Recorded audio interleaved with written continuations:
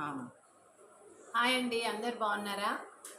మరి నేనైతే మీ శ్రేయోభిలాషిని. సమాజము నేడు నాడు అనే ప్రోగ్రాంలో మీ అందరికీ స్వాగతము సుస్వాగతం అండి. మరి నిన్నటి రోజున మన సమాజంలోని పిల్లలందరి విద్యార్థులందరినీ కూడా మీరు దీవించి మరి పాఠశాలకు మనం పంపి ఉన్నాము. మరి ఇప్పుడు వారు పోయిన వారందరూ కూడా పెద్దవాళ్ళు చిన్నపిల్లల్ని, అన్నలు తమ్ముళ్ళను, అక్కలు చెల్లెళ్ళను ఏ విధంగా తీసుకొని మరి పాఠశాలకు వెళ్తారో మీరు ఒకసారి దాని మీద నేను చిన్న జానపద గేయం పాడతాను, వినండి అండి. నేను కూడా ప్రైవేట్లో మరి ఉపాధ్యాయురాలుగా పనిచేసినాను. మరి గవర్నమెంట్లో కూడా చేసి రిటైర్డ్ అయ్యాను. 35 ఏళ్ళు నేను సాంఘిక శాస్త్రం బోధించినటువంటి ఉపాధ్యాయురాలను. ఇప్పుడు ఇంట్లో కూర్చుంటే నాకు బోరుగా ఉంది కాబట్టి పిల్లలు లేనిది నాకు గడవట్లేదు.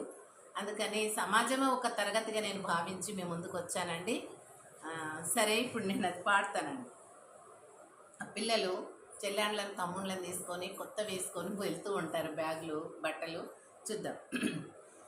రావే చెల్లమ్మ బడి బాటలు పోదాము, రావే చెల్లమ్మ బడి బాటలు పోదాము, ఆగురా అన్నయ్య బడికి మనము పోదాము, ఆగురా అన్నయ్య బడికి మనము పోదాము, అదిగదిగో మనబడి వికసించే పిల్లలతో, అదిగదిగో మనబడి వికసించే పిల్లలతో, రావే చెల్లమ్మ బడి బాటలు పోదాము, రావే చెల్లమ్మ బడికి మనము పోదాము, ఆగుర అన్నయ్య బడికి నేను వస్తాను, ఆగుర అన్నయ్య బడికి మనము పోదాము.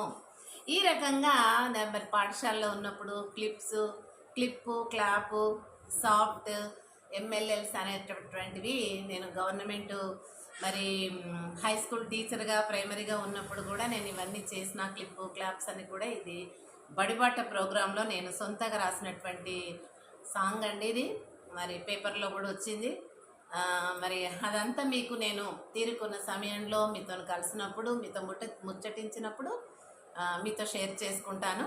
కాబట్టి పిల్లలు అన్న తమ్ముళ్ళు అక్కలు చెల్లెళ్ళు కొత్త బట్టలు కొత్త బ్యాగులు పెద్ద తరగతికి వెళ్తూ సంతోషంగా వాళ్ళు అక్కడికి వెళ్ళడం అనేది ఈ యొక్క జానపద రూపంలో మీకు వినిపించానండి.